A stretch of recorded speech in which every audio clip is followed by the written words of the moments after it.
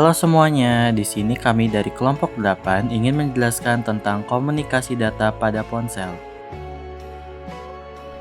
Pengertian komunikasi data. Komunikasi data adalah proses pertukaran data digital antara dua atau lebih perangkat melalui media transmisi tertentu. Pada ponsel, komunikasi data memungkinkan pengguna untuk mengakses internet, media sosial, email, aplikasi berbasis cloud, dan lain-lain. Apa itu BTS dan cara kerjanya? BTS atau Base Transceiver Station adalah suatu infrastruktur telekomunikasi yang memfasilitasi komunikasi nirkabel antara perangkat komunikasi dan jaringan komputer. Dalam satu kota atau satu wilayah terdapat banyak BTS. Ponsel akan dilayani oleh BTS yang ada di sekitarnya, terutama yang paling dekat jaraknya. Pelayanan ini akan berpindah secara otomatis ketika ponsel sedang bergerak dari wilayah layanan BTS yang satu ke wilayah layanan BTS yang lain. Media transmisi. Komunikasi data pada ponsel menggunakan media transmisi nirkabel, yaitu gelombang radio, digunakan oleh jaringan seluler 2G, 3G, 4G, 5G. Wi-Fi menggunakan frekuensi 2.4 GHz atau 5 GHz. Bluetooth, komunikasi jarak pendek antar perangkat. NFC, Near Field Communication, jarak sangat dekat, biasanya 10 cm. Jenis jaringan seluler. 1G, generasi pertama, jaringan seluler yang menggunakan sistem analog AMPS.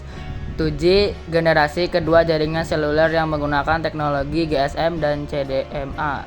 3G, generasi ketiga, jaringan seluler yang menggunakan teknologi WCDMA, UMTS, HSPA, HSDPA, dan HSPA+. 4G, generasi keempat, jaringan seluler yang menggunakan teknologi LTE. 5G, generasi terbaru jaringan seluler yang diklaim mampu mengantarkan kecepatan data 20 kali lebih cepat dari 4G. Proses komunikasi data. 1. Permintaan data dari pengguna, misalnya membuka aplikasi WhatsApp. 2. Perangkat ponsel mengirim sinyal ke BTS, Base Transceiver Station.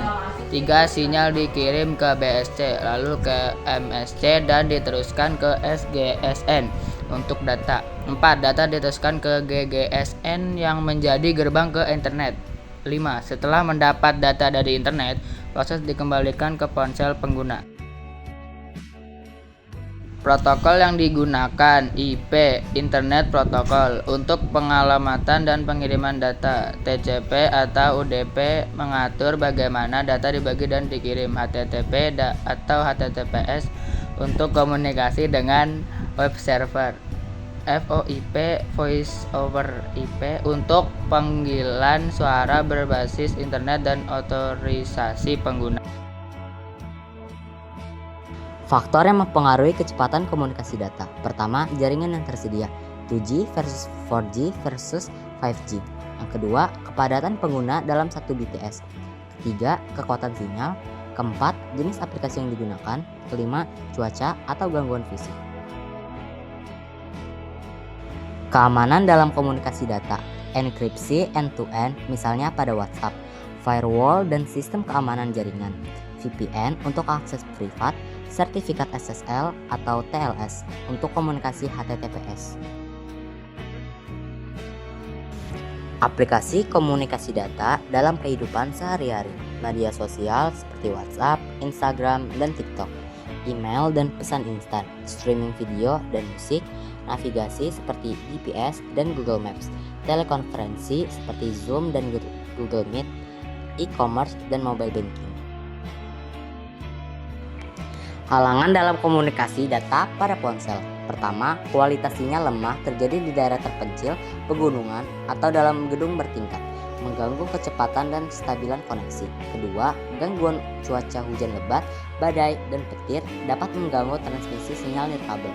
Ketiga, kepadatan pengguna, banyak pengguna dalam satu area, misalnya konser, stadion, bisa membuat jaringan melambat karena overload. Keempat, interferensi elektromagnetik, alat elektronik lain, microwave, router lain bisa mengganggu frekuensi ponsel. Kelima, batasan perangkat spesifikasi ponsel, modem, prosesor, menentukan kemampuan menerima sinyal, dan kecepatan transfer data.